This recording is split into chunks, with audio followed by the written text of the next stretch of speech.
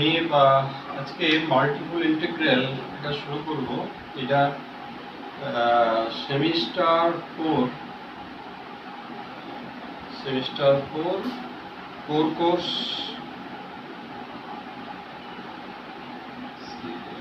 Course 9 unit 02 এখানে রয়েছে। তো এই টপিকসটা আজকে ইন্ট্রোডাক্টরি জায়গায় ইন্ট্রোডাকশনটা আমি আজকে করবো। এটা মাল্টিপল ইন্টিগ্রাল এটা নাম, আর একটু ব্রড সেন্সে বললে মানে integration on more than one dimension, integration on R square, এই ধরনের। মানে এটা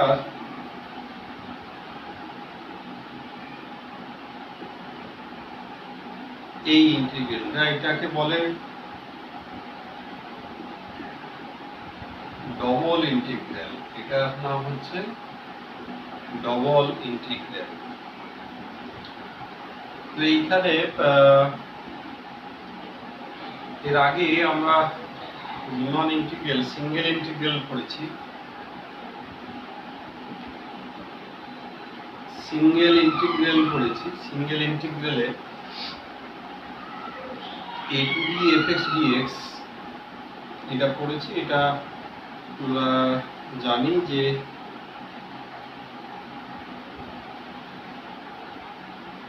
a b আর এই ফাংশনটা হচ্ছে fx, তাহলে আমাদের এই এরিয়াটা বোঝাতে, এটা মানে হচ্ছে এই এরিয়াটা বোঝাতে, মানে fx একটা লেংথ আর dx একটা লেংথ, এই দুটো গুণ করে ক্ষেত্রফলটা আসতো। এখানে যদি x হতো, এটা x, খুব ছোট্ট লেন্থ dx করলে ওই রেক্ট্যাঙ্গেল গুলো আসতো এবং সেগুলোকে যখন লিমিটিং পজিশন করতাম কার্ভের সঙ্গে মিশতো, এইভাবে এই এরিয়াটা আমাদের হতো। এখন এইখানে লক্ষ্য করলে দেখা যাবে তিনটে লেন্থ গুণ আছে। তো তিনটে লেন্থ যখন গুণ হবে তখন এটা রিপ্রেজেন্ট করবে ভলিউম। অনেকের ভুল ধারণা তৈরি হয়ে যায় যে এটা বুঝি এরিয়া রিপ্রেজেন্ট করবে, না, ইট রিপ্রেজেন্টস এ ভলিউম। এটা ভলিউম রিপ্রেজেন্ট। এখন এইটা কার ভলিউম রিপ্রেজেন্ট করে? এটা ভলিউম তো রিপ্রেজেন্ট করে, এটা কার ভলিউম রিপ্রেজেন্ট করে সেইটা আগে আমি বলি, তারপরে বাকি আইডিয়াগুলোতে যাব। তো ভলিউম রিপ্রেজেন্ট করে তার আগে আমাকে fxy function of two variable, এটা সেভারাল ভেরিয়েবল, এটা ধারণা আগেই দেওয়া হয়েছে। ফাংশন অফ সেভারাল ভেরিয়েবলের fxy, suppose fxy x square plus y square, এই function of two variable function of two variable, এই ফাংশনটা বেসিক্যালি এখান থেকে আছে আর স্কয়ার থেকে আর, এই আর আর এই আলাদা, এটা রিজিয়ন থেকে আরটা এসেছে, এটা আর স্কয়ার থেকে আর, মানে ইনপুটে হচ্ছে দুটো মান আছে, আউটপুট হচ্ছে একটা মান। আমি যদি f of 1 2 করি, এটা উত্তর আসবে 5, মানে একটা দুটো তিনটে মান, x এর একটা মান, y এর একটা মান, ফাংশনের ভ্যালু যেটা সেটা একটা মান। এর যখন গ্রাফ আঁকবো, এটা 3 ডাইমেনশন হবে, 3D পিকচার হবে। এই 3D পিকচার কে ব্যাখ্যা করা কতটা ইজি হবে না, কেননা প্লেনটা 2 ডাইমেনশন। তো এখানে আমাকে এর ছবিটাকে ধারণা করতে হবে। যেমন f00 এর মান কত? 0 বিন্দুটা এখানে 0। আমাকে ফাংশনের ভ্যালু হাইটগুলোকে এই দিকে বরাবর ভাবতে হবে। এটাকে যদি আমি x অ্যাক্সিস, এটাকে y অ্যাক্সিস ভাবি, এখন এই ভ্যালুগুলোকে এই দিক বরাবর ভাবতে হবে। f11 হবে, এটা কিন্তু ফাংশনের ভ্যালু না, যে বিন্দুতে ভ্যালু সেই বিন্দুটা লিখেছি। 11 বসালে কত হচ্ছে 2, তো 2 কোন দিকটা হচ্ছে এই দিকটা, মানে 1 1 2, তাহলে 1 2 এটা কত 5, তার মানে এখানে 0, এখানে হচ্ছে 2, এখানে 5 হাইট পর্যন্ত এলো। এইভাবে যদি আমি ছবিটা করি, এটা একটু জিওমেট্রিক্যালি আমি যদি যাই, z সমান x square plus y square, এটা বোধহয় ইলিপ্টিক হাইপারবোলয়েড, ইলিপ্টিক প্যারাবোলয়েড রিপ্রেজেন্ট করতে, মানে এটা ঠিক এই টাইপের হবে, 0 আস্তে আস্তে বাড়বে, মানে কড়াই টাইপের ছবিটা হবে। তাহলে এটার আমরা কি করি না, ইন্টিগ্রেশন যেমন সিঙ্গেল ইন্টিগ্রেশনের ক্ষেত্রে fx dx, এটা করার ক্ষেত্রে কি করা হতো, fx এর সঙ্গে ডেল্টা x গুণ করে এই ডেল্টা x লেন্থে, আর এদিকে fx ছোট্ট x যখন নেওয়া হতো দিয়ে স্ট্রিপ করে করা হতো। এখানেও সেরকম, এখানে এই যে ইন্টিগ্রেশন যেটা, তার আগে আরেকটু বলি, আমাদের যে রিমান ইন্টিগ্রাল আমরা পড়েছি, রিমান ইন্টিগ্রালে ইন্টিগ্রেশন সবসময় ইন্টারভ্যালের উপর হতো। ইন্টারভ্যাল মানে আমি আগেই বলেছি, ইন্টারভ্যাল জিনিসটা কি না, একটা টানা অংশ। ইন্টারভ্যাল জিনিসটা হচ্ছে টানা অংশ, তার করসপন্ডিং আইডিয়া এই 2 ডাইমেনশনের বা আর স্কয়ারের হচ্ছে রিজিয়ান। রিজিয়ান জিনিসটা কি আগে সেটা আমাকে জানতে হবে, যার উপরে ইন্টিগ্রেশন। রিজিয়ানটা হচ্ছে কোন একটা কার্ভ দ্বারা, ক্লোজড কার্ভ দ্বারা আবদ্ধ একটা জায়গা, এটা একটা রিজিয়ান। মানে এটা একটা কার্ভ, তার ভিতরে যত পয়েন্ট আছে সবটাকে কালেক্ট করে।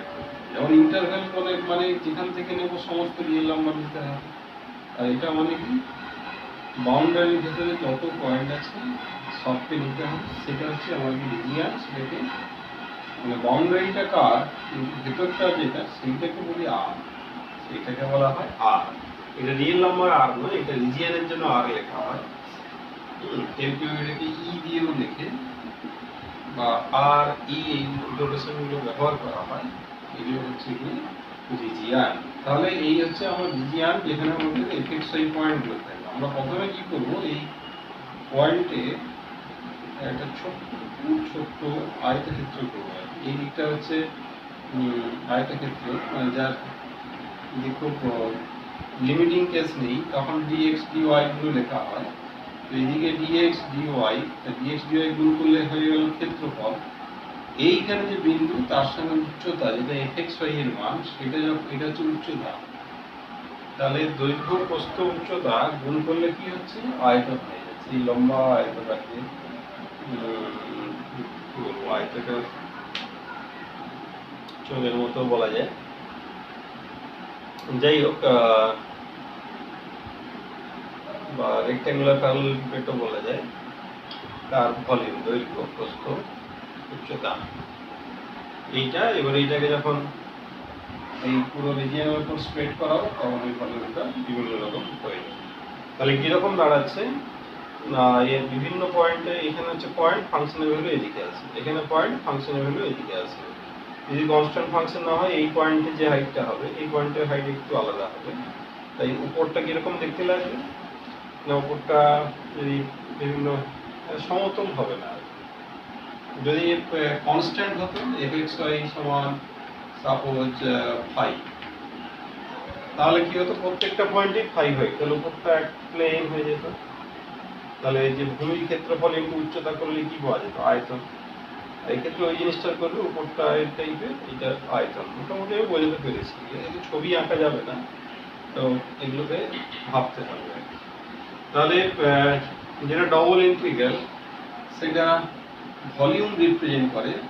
ভলিউম হচ্ছে ওই ফাংশনটা যে আমার 3D পিকচারটা রিপ্রেজেন্ট করবে, সেইটাকে রিজিয়নের মধ্যে আবদ্ধ করলে যে ভলিউমটা আসবে আর কি। হ্যাঁ, তোমরা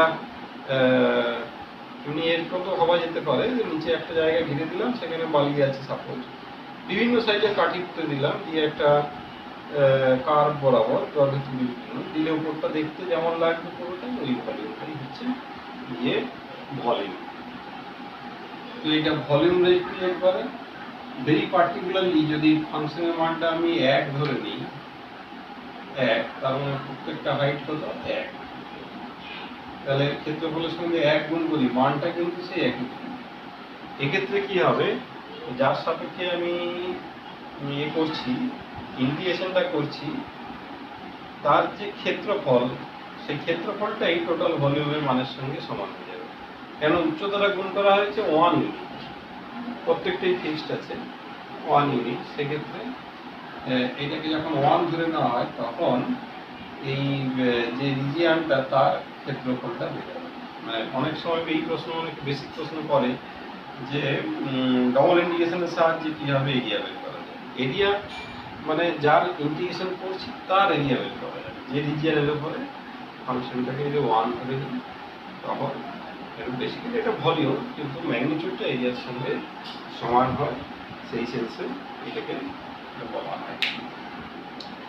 এইবার এইটা এই যে ইন্টিগ্রেশনটা মানে ধারণাগুলো একই রকম।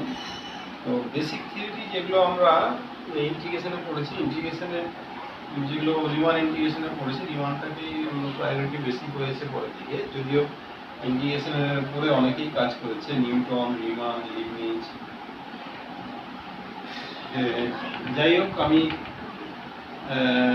এইটা একটা ধারণা। আর মাল্টিপল ইন্টিগ্রালের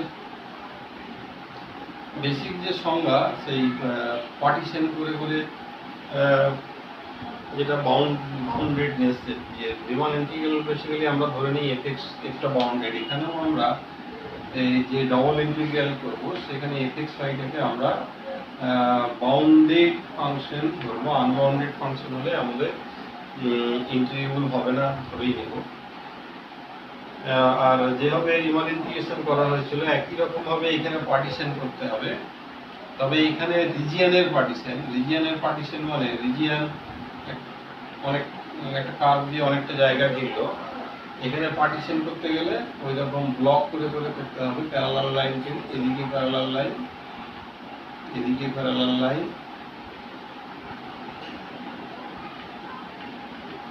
যেমন রিমান ইন্টিগ্রালে পার্টিশন করে সাব ইন্টারভ্যালে ভাগ করতাম। এখানে সাব রিজিয়ানগুলো সব আয়তাকার, এগুলোকে যত ছোট করবো, এই সাইডের গুলো খুব ছোট যদি যখন করবো তখন এগুলো আয়তাকার হয়ে যাবে। এরকম করে ওই একই রকম সুপ্রিমামের সঙ্গে ক্ষেত্রফল গুণ করবো, দিয়ে যেমন রিমান ইন্টিগ্রালে করেছিলাম আপার সাম, লোয়ার সাম, আপার ইন্টিগ্রাল, লোয়ার ইন্টিগ্রাল, এভরিথিং আছে। কিন্তু এখানে অঙ্কগুলোকে ওইভাবে ডিল করলে, অঙ্ক আমরা অন্যভাবে করবো, কিন্তু বেসিক সংজ্ঞা ধারণা এগুলো এরকম। এখন এই মাল্টিপল ইন্টিগ্রাল করতে গেলে এখানে আমাদের যার সাপেক্ষে ইন্টিগ্রেশন করেছি, এখানে ডবল ইন্টিগ্রালের কথা যদি বলি, এখানে দুটো ভেরিয়েবল চলে আসছে। দুটো ভেরিয়েবল চলে এলে সেটিকে আমরা একটু অন্যরকম দিয়ে আমাদের চিন্তা ভাবনা করতে হবে। আমি একটু ফাংশনের ছবিটা নিয়ে আরেকটু বলি, তাহলে একটু ধারণা হবে। এফএক্স অফ এটা তাহলে কি এলো, এটা সিম্পল এই ফাংশনটার কথাই যদি বলি, এটা কিন্তু কার্ভ এলো না, এটা এলো একটা সারফেস। এটা কিন্তু এলো একটা সারফেস। সারফেস মানে আমি বলেছি, সারফেস মানে যার বডি থাকবে, যাকে স্পর্শ করা যাবে। তো f of x y square, এটা কি হবে ফাংশনটা, এটা হবে প্যারাবোলিক, এই ইলিপ্টিক প্যারাবোলাইড। তাহলে এই প্যারাবোলাইড একটা সারফেস। তো এই ধরনের ছবি আসবে। তো এই সারফেস আবার অনেকগুলো কার্ভ নিয়ে তৈরি। যেমন স্পিয়ারকে যদি ভাবি, স্পিয়ারকে যদি একটা সার্কেল জুড়ে স্পিয়ার হবে, একটা সার্কেল, তার থেকে ছোট সার্কেল, বা সিলিন্ডার, এই একটা সার্কেল, যদি একই সাইজের সার্কেল পরপর যদি কি আসবে, সার্কেলগুলো কার, কিন্তু সিলিন্ডার যখন আসবে তার বডি আসবে। সেটা একটা সারফেস। তাহলে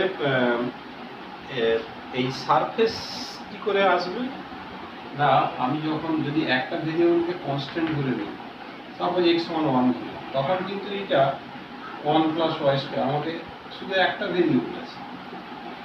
তার মানে কি x1 একটা ভেরিয়েবল হলে এটা কিন্তু আর সারফেস নয়, এটা হচ্ছে হয়ে গেল কি না, এটা হয়ে গেল কার্ভ।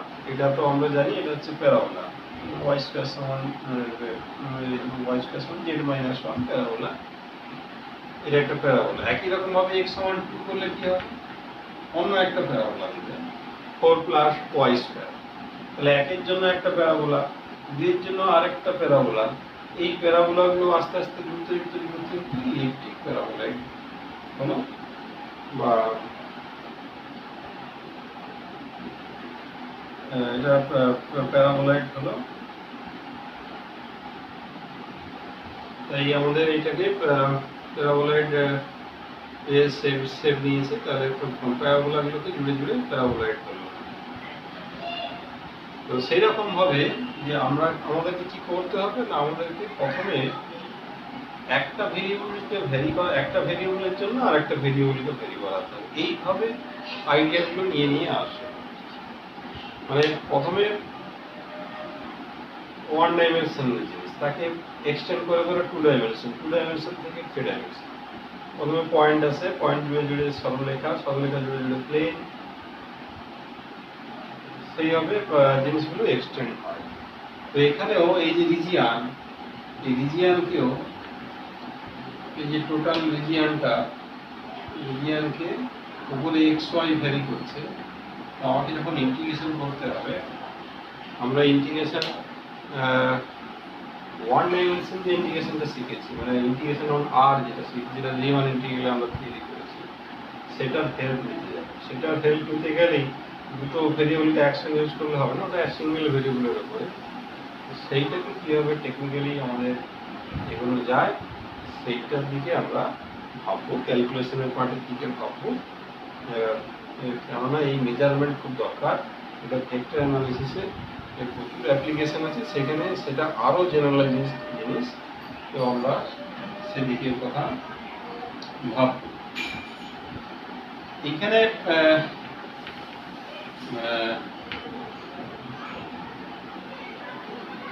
আমি যেমন বলি যে আগে রিজিয়ানগুলো নিয়ে একটু ভাবি, চর্চা করি, তাহলে বোঝাতে আরো ভালো হবে।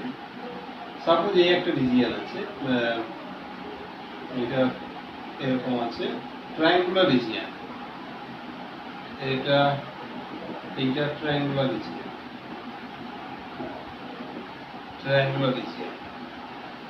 এই শেপটাকে আগে আমাকে ইন্টিগ্রেশন যেটা দেওয়া থাকবে, এইটা হচ্ছে আমাদের সাপোজ বা এটার ক্ষেত্রফল বের করতে বলেনি, এটার উপরে এই ডবল ইন্টিগ্রেশনটা করতে হবে। তাহলে আমি তার মানে আমাকে এই ভেরিয়েবলগুলো কিভাবে ভ্যারি করে সেটাকে ভাবতে হবে।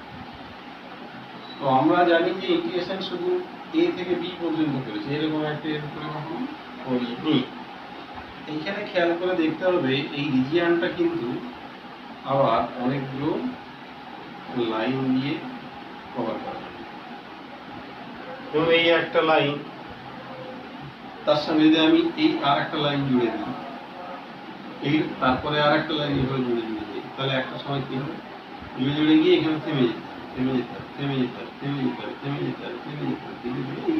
রিজিয়ানটা কভার হবে।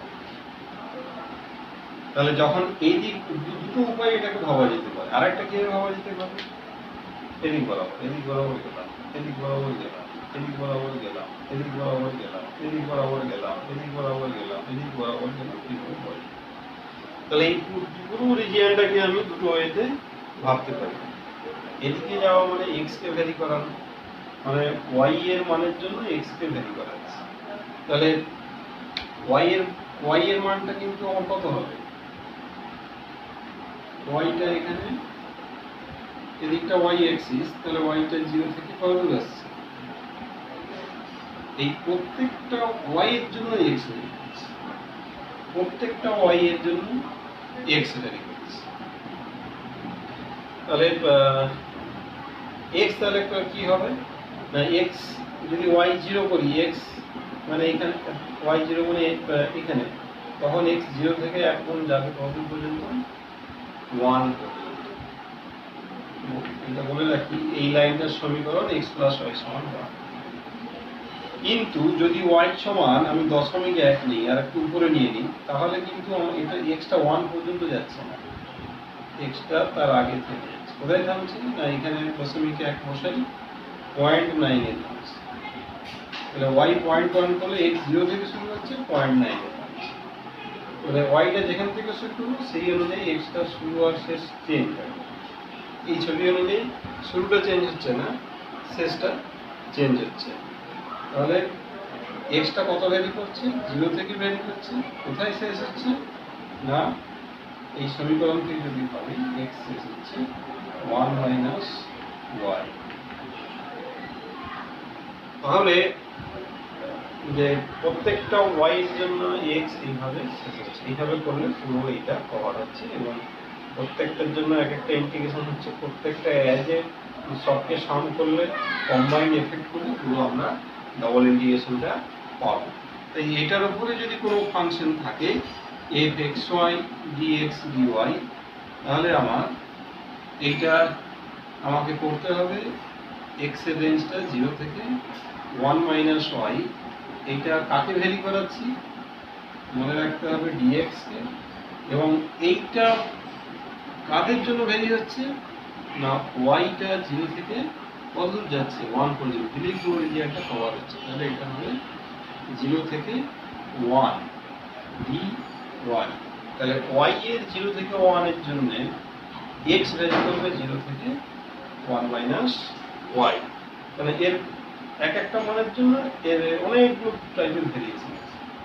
এই 0 হলে এখান থেকে এখানে শেষ হচ্ছে, তো এইটা 0 থেকে 1 পর্যন্ত এদিকে বেড়ে বেড়ে যাবে, তার করসপন্ডিং এগুলো এসে এখানে ধাক্কা খাবে, এইভাবে এই রেঞ্জটা হবে। আর যদি আমি এটাকে এইভাবে ব্যাখ্যা করতাম, এখন কি হচ্ছে, এক্স এর এক একটা মানের জন্য ওয়াই কিভাবে ভ্যারি করছে এক্স, তার মানে এই একই জিনিস, এটা এক্স এর মানের জন্য ওয়াই, এক্স এর মানের জন্য ওয়াই 0 থেকে এখানে, মানে এটা হচ্ছে 1 মাইনাস এক্স এ এক্স ওয়াই, আগে ওয়াই তারপরে ডিএক্স। তাহলে এই ইন্টিগ্রেশনটাকে যে দুভাবে করা যায়, মানে এক্স এর সাপেক্ষে আগে, মানে এটা হচ্ছে ওয়াই এর জন্য এক্স এর সাপেক্ষে ইন্টিগ্রেশন, এইভাবে ভাবা ভালো। কারণ এক্স 0 থেকে 1 ভ্যারি করার জন্য ওয়াইটাকে ভ্যারি করাচ্ছে, এইভাবে মানে এক একটা ভেরিয়েবলকে টার্গেট করে এগোনো। এক্স এর মানটা এত, আমি এক্স শূন্যের জন্য ওয়াই কতটা যাচ্ছে এর জন্য, এটা এইভাবে বের করছে।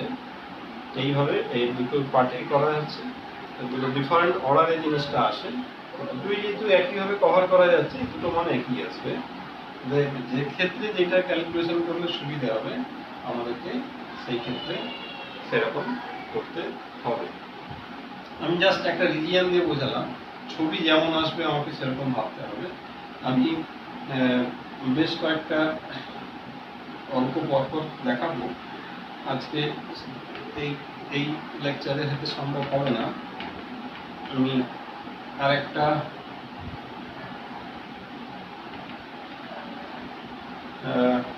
বলে শেষ করব। ভেরি পার্টিকুলারলি যখন আয়তকার রিজিয়ান, যখন রিজিয়ানটা হবে আয়তকার রিজিয়ান হলে অনেক সুবিধা আছে। সাপোজ এটা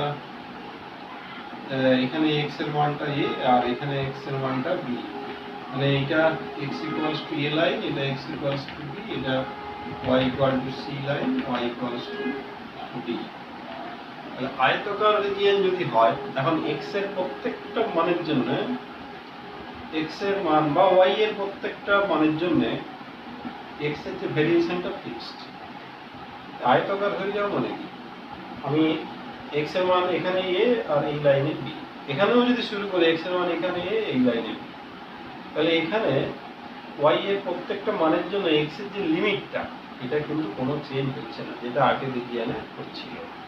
ওয়াই এর ক্ষেত্রেও তাই, ওয়াই এর প্রত্যেকটা মানের জন্য এক্স এর রেঞ্জটা চেঞ্জ হবে না। তাহলে এই ক্ষেত্রে কি পাচ্ছি, এক্স এ থেকে বি এর জন্য ওয়াই ভ্যারি করবে সি থেকে d f x y d y, তারপরে করলাম ডিএক্স, অথবা ওয়াই কে যদি ভ্যারি করাই ওয়াই সি থেকে ডি এর জন্য এক্স এ থেকে b f x y dx d Y.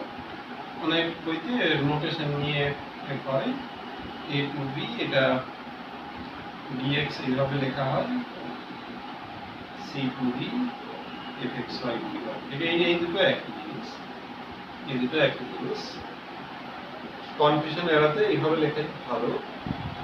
তো এইখানে পার্টিকুলার যদি রেক্ট্যাঙ্গুলার রিজিয়ন হয় তাহলে কি দাঁড়াচ্ছে, তাহলে ইন্টিগ্রেশনটা অনেক সহজ, চিন্তা ভাবনা করার জায়গাটা অনেক ইজি, এবং এক্ষেত্রে লিমিটে কোনো ভেরিয়েবল থাকবে না, কোনো ভেরিয়েবলই থাকছে না, না এক্স এর না ওয়াই এর, শুধু ভ্যালুগুলো থাকছে, তাদের মধ্যে সীমাবদ্ধ থাকছে। তো এই ক্ষেত্রে এই যে পার্টিকুলার এই দুটো ইন্টিগ্রেশন, মানে এই রেক্ট্যাঙ্গুলার রিজিয়ন যখন হয় তখন এই দুটো ইন্টিগ্রেশনকে বলে রিপিটেড ইন্টিগ্রাল। কি বলে না, রিপিটেড ইন্টিগ্রাল। আমরা ডবল লিমিট রিপিটেড লিমিট পড়েছি, সেই ডবল লিমিট রিপিটেড লিমিট সেখানে যেমন রেজাল্টগুলো ছিল অনেকটা সিমিলারিটি আছে, আমি সিমিলারিটি দেখতে বলবো। আর এটা এ থেকে বি সি থেকে d f x y d y dx d Y.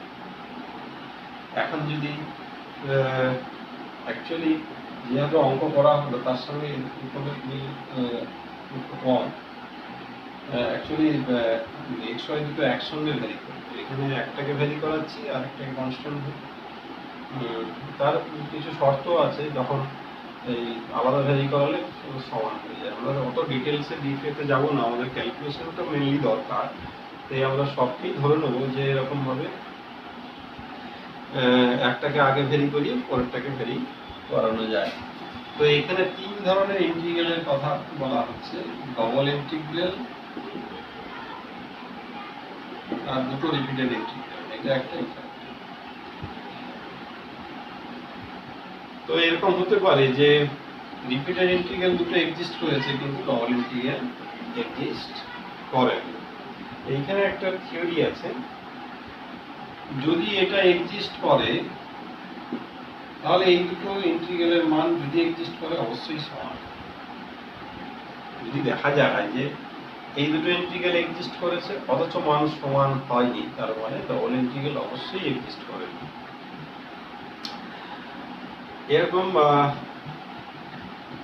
এরকম হতে পারে যে ডবল ইন্টিগ্রাল এক্সিস্ট করলে এরা একটাও করেনি, সেটা হতে পারে, কিন্তু এক্সিস্ট করেছে মান আনইকুয়াল অথচ এটা এক্সিস্ট করেছে, সেরকমটা হবে না। তো আমি আজকে জাস্ট বেসিকটা বললাম, আমি পরের ক্লাস থেকে অঙ্কগুলো শুরু করবো। আমি এইটা এই পদ্ধতি থাক আজকে।